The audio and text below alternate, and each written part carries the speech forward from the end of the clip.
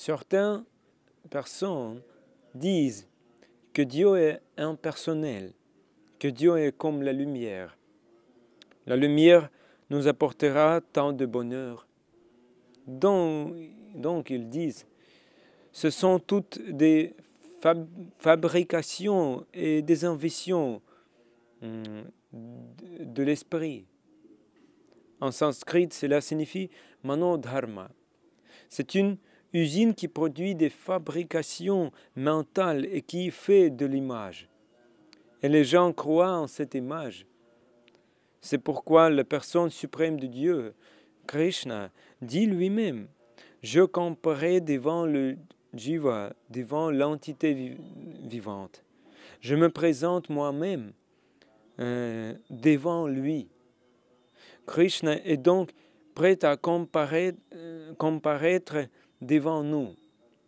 Mais de quoi avons-nous besoin pour voir Krishna? La seule chose dont nous avons besoin est de devenir propre. C'est tout. Notre conscience doit devenir pure. Et alors, Krishna dit, je comparaîtrai devant vous, devant toi.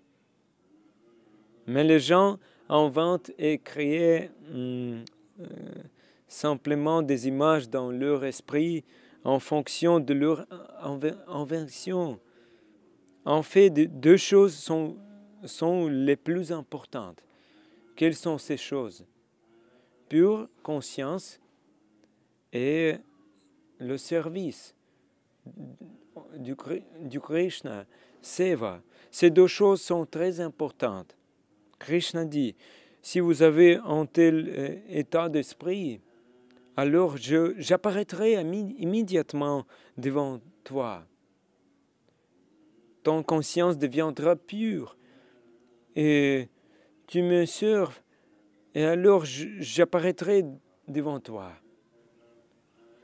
Ceux qui ne comptent que sur leur propre capacité ou sur leur énergie ne sont pas capables de comprendre que les mots qui nous descendent du ciel spirituel sont remplis d'une telle force et puissance.